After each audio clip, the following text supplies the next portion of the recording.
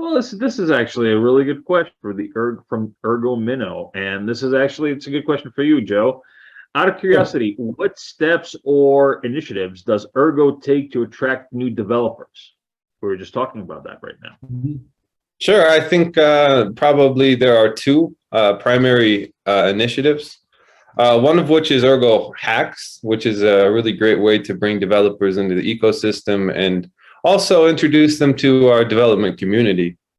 The second is the EF does offer the potential for grants, and we do also, connect developers to some whales that also offer kind of a grant mechanism. We have one that's called the Goodwill Fund, that is a large actor that's pretty ergocentric.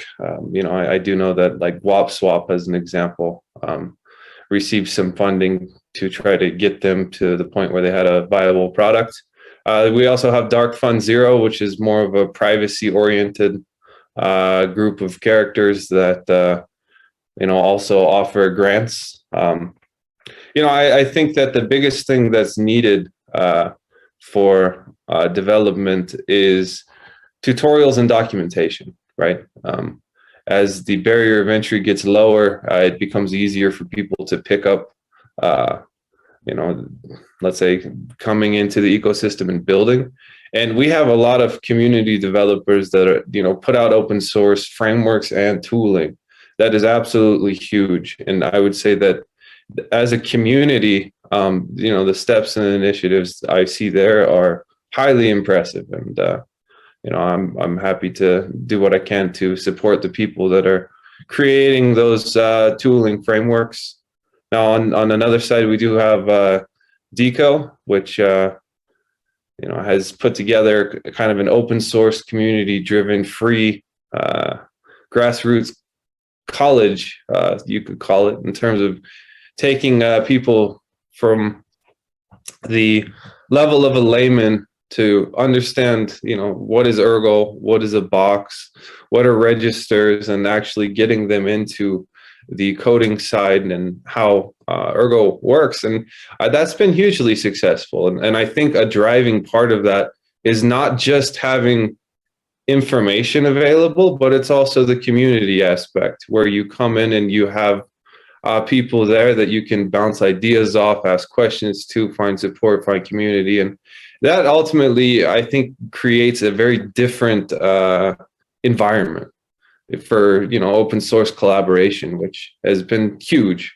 So independently, I don't think that's something that the Ergo Foundation can fully handle the lift up, but we have a community with us that has really done an amazing job at putting these systems in place. Now, what will ultimately attract the most is probably market access and marketing. Ergo is still somewhat small, and in terms of like the grander, let's say, crypto environment, but Ergo Script and the extended UTXO does have a elegance in terms of simplicity, and I think as people start to see and understand that, especially some of the oddities like with Ethereum-based NFTs and just some weird stuff that exists that people just accept as normal, but there's some really strange side effects that can occur. I think having kind of the simple, elegant framework is powerful, but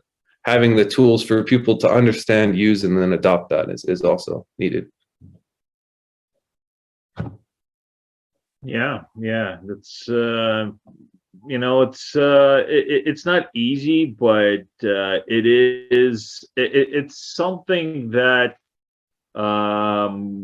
you reach a critical mass with, right? So attracting new community members, attracting new developers to the ecosystem. It's all about that critical mass. It just seems like it's slow at first, and then it just builds up, and before you know it, it's just a huge, robust ecosystem, and you don't have to try as hard anymore. But it's just a matter of taking those first 100 steps before you reach the point of the tipping point where you kind of feel like you're struggling. But it's all about consistency. It's providing consistent incentives for developers to come and use the tooling. It's consistent incentives, and I'm not talking about some sort of financial incentives, or although those are also good. I'm talking just incentives in progress, right? So in progress, in interaction, all these different things that can be used to attract new people to the ecosystem. All these things, consistency is what is going to make things fly.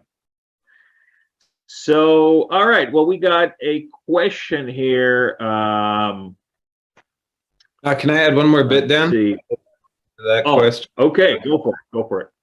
You know, I think the recipe for success is already existing. I've said this before, but it needs to be reiterated because it's important. One thing that I think the Ethereum development community did really well in bootstrapping Solidity was creating multiple open source frameworks, especially for like a long period of time. I can see them shifting towards more closed code nowadays, but basically building out the functionality. You have this new language, what is possible? And then how do you build it? How do you implement it? Making that open source. That really bootstraps development. You know, Ergo script is still relatively new. And so as it is explored and new frameworks are discovered, having open source documentation and that information out there to allow new developers to come pick it up, improve, refine, it really creates the ecosystem necessary for real growth and adoption of that tool set. So I think we can follow that open source community driven recipe because there's a lot of evidence that it works. There's a reason why so many chains still pick up, you know, we're EVM compatible. Why? Because they're basically piggybacking on all of the work that those open source developers did initially with the adoption of Solidity.